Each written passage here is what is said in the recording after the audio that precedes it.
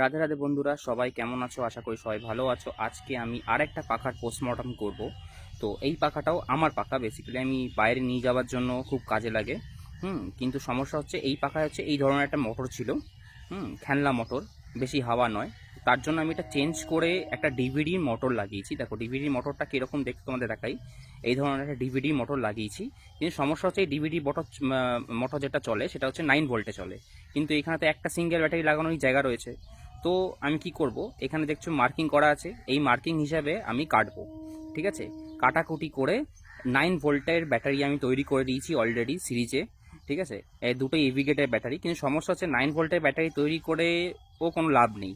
ঠিক আছে, এটাকে চার্জ করতে হবে। তো ধরো 9 ভোল্টে চার্জ করার জন্য আমার একটা সলিউশন আমি যেটা করেছি, যেটা হচ্ছে এই ব্যাটারিরই চার্জিং মডিউল দিয়েই আমি 9 ভোল্টের ব্যাটারি লাগিয়েছি, মানে 9 ভোল্টের চার্জার বানিয়েছি। তো দেখতে পাচ্ছ কিরকম দুটো অপরের সাইডে প্যারালাল লাগিয়েছি, আর যে চার্জিং মডিউলের ব্যাপারটা সেটা আমি আর কি সিরিজে করে লাগিয়েছি। ঠিক আছে, তো দেখতে পাচ্ছ এখানে পুরো কানেকশন এই সিরিজ হিসাবেই তোমরা কানেকশন করে নিও, দুর্দান্ত চলবে। ঠিক আছে, ভালোভাবেই চার্জ হবে, কোনো অসুবিধা নেই।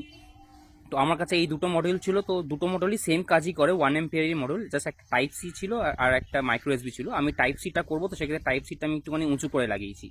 তো এটাকে আমি মুড়ে নিয়ে প্রপারলি আমি একটা বক্সের মধ্যে বন্দি করব, আর ওই যে মার্কিংটা দেখছো ওই মার্কিং হিসাবে আমি কাটাকুটি করে নিয়ে করব। এর মধ্যে একটা এসপিএসটি সুইচ তো লাগাতেই হবে, না হলে সমস্যা হয়ে যাবে, কারণ এটা সুইচ কোনো কাজে লাগবে না। এখান দিয়ে ভালোভাবে কেটে আমি একটা আলাদা পিভিসি পাইপ দিয়ে, দেখো এই একটা সুন্দর বাক্স তৈরি করে নিয়েছি।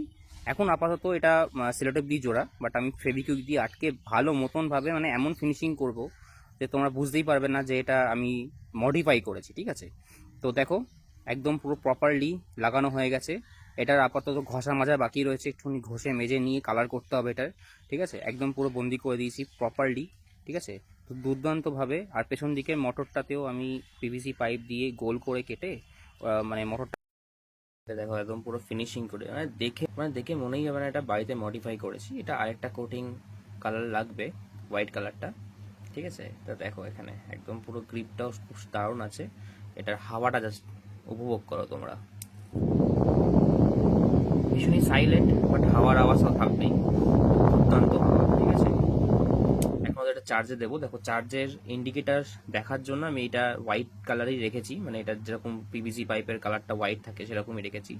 আর এখান থেকে চার্জ করলে ইজিলি চার্জ হয়ে যাবে। তো যাই হোক, এই জিনিসটা যদি ভালো লেগে থাকে তাহলে অবশ্যই লাইক করো, চ্যানেলটাকে সাবস্ক্রাইব অবশ্যই করো।